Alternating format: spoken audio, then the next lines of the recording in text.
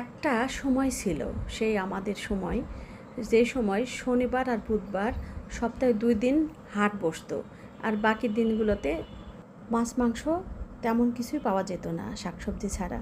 তো ওই সময় আব্বা হাট থেকে মাংস আনলে আমাদের বাড়িতে পটল দিয়ে ঝোল করা হতো। তো আজ ওইরকম পটল দিয়ে আমি অবশ্য সঙ্গে আলু অ্যাড করছি, একটা খাসির মাংসের ঝোল রেসিপি দেখাবো।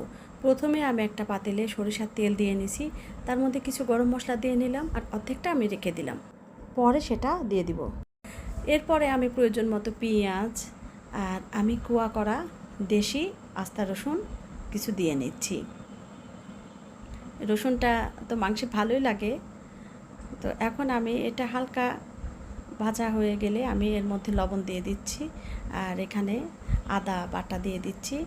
এটা একটু চামচটা দেখলেন 1.5 চামচ, চামচটা বড়। আর এখানে প্রয়োজন মতো হলুদ, তারপরে একটু জিরার গুঁড়া আর ধনিয়ার গুঁড়া আর লাল মরিচের গুঁড়া। লাল মরিচের গুঁড়া আপনার মাংসের কোয়ান্টিটি অনুযায়ী দিবেন।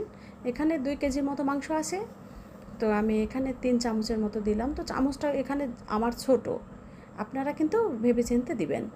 এখন মশলাটা খুব ভালোভাবে কষিয়ে নিতে হবে, লাগায় লাগায় একদম কষিয়ে নিছি আমি। তারপরে পানি দিয়ে দিলাম। এখন আমি পাশের চুলাতে লোহার কড়াই বসিয়ে দিয়েছি, ওর মধ্যে তেল দিয়ে পটল, আলু, হলুদ আর লবণ দিয়ে ভেজে রাখবো। এটা লবণ দেওয়ার কারণ যাতে হাতে তেলে ছিটা না পড়ে। আর এই পাশে দেখেন আমি মাংসগুলো সব দিয়ে দিচ্ছি। আমার মশলা তো সুন্দরভাবে কষানো হলে তারপরে আমি মাংসগুলো ঢেলে দিয়েছি।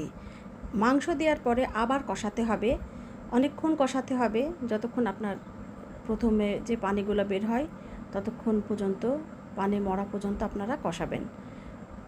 এই যে দেখেন আমার পানি তো একদম প্রায় শেষ, আমার মাংসের কালারটাও সুন্দর হয়ে আসছে। এরপরে আমি মাংসটাকে সিদ্ধ করার জন্য পানি দিয়ে দিব। মাংসটা আপনি যত কষাবেন এই খাসির মাংসের একটা গন্ধ ওইটা চলে যায়, তবে এই গন্ধটা আমার ভালোই লাগে। সাদা ভাতের সঙ্গে এই ঝোল তরকারিটা খেতে হবে। পোলাওয়ের সঙ্গে ভুনা ভুনা মাংসটাই আমার কাছে বেশি ভালো লাগে, তবে এটা আপনাদের পছন্দ অনুযায়ী খাবেন। তো এখন আমি পটলগুলো দিয়ে দিচ্ছি। পটলটা দেওয়ার পরে আমি আরেকটু এটা সিদ্ধ করে নেব। আর মাংসটা হাত দিয়ে টিপে দেখবেন 70% সিদ্ধ হওয়ার পরে আপনারা পটল আলুটা দিবেন।